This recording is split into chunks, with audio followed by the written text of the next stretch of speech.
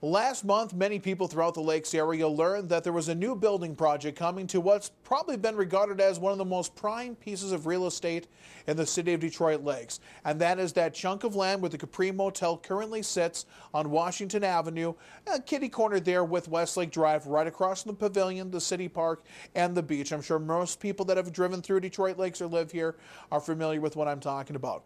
They learned that there is the plan to build a 69-unit Fairfield Marriott Hotel there, 4,000 square foot restaurant along with 9 condos. And I heard lots of people very, very excited about this project. In fact, I heard nothing but good things from people about this project. Then came the Planning Commission meeting late in February. And just prior to the Planning Commission meeting, we heard the first oppositions to this project. Now, there's obviously some people that are supportive of the project. I think the general population is supportive of the project. I do believe there are some people in the downtown business community who may live closer to this project that may have some concerns or flat-out objections to this. But the opposition that was voiced publicly came from 3 different organizations: the Lake Detroiters Association, the Pelican River Watershed District, and the Minnesota Department of Natural Resources. A handful of other residents did speak publicly out against the project at the Planning Commission meeting. These letters were made public really just a day or 2 before that Planning Commission meeting, and that meeting at the end of February was really the public's first chance to voice its concerns about the project. And the main voices of opposition did give the Planning Commission enough thought that they tabled it until later on here in March. So let's look at this project just really briefly. The big problem the Planning Commission had, and I think a lot of other people had with this, were variances. This project is asking for a number of variances, 5 variances, all of them large, having to do with impervious surface, having to do with building height, parking space, density, as well as open space for the project. Now, I'm not going to go through the numbers here because we just don't have enough time, but every single variance they're asking for has been given to a different business in that 1,000-foot Lakeshore District, which is what we're talking about, which is why they have some different assessments to be done and different type of basically red tape and government tape to have to go through to get anything done in that area, has been given to somebody before. No one entity, though, for a project has been given 5 large variances like this.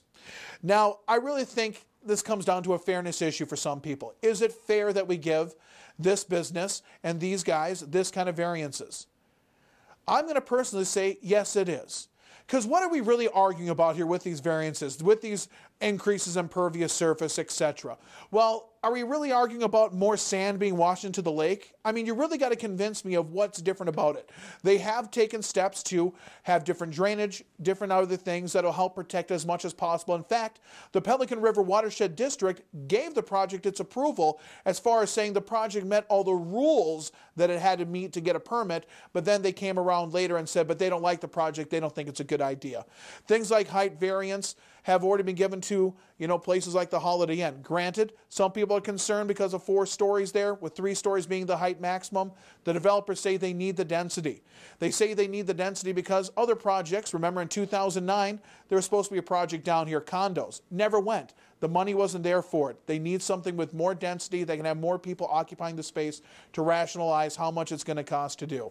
Really, there's a lot of things to do with this project, but I think it comes down to this.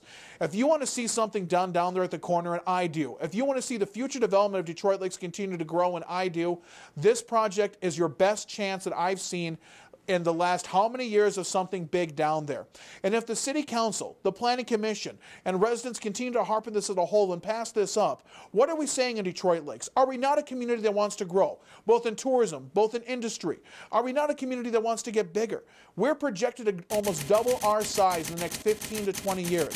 Some people are concerned, will there be enough people to visit, work at a facility like this? Absolutely there will. If you build it, they will come. I think this is a great opportunity to make a marquee project. Tell me another company harping to come here and spend $11.3 million on a development. These guys, I believe, have the money to do it. I believe this can change the face of the waterfront area in a positive direction moving forward. And I think we should be supportive of this project. Are there some big variances? Yes. But for a project this big and this marquee spot, which is unusual, and there's no other place like that in the city for it, I think this is the one time where these variances should be accepted.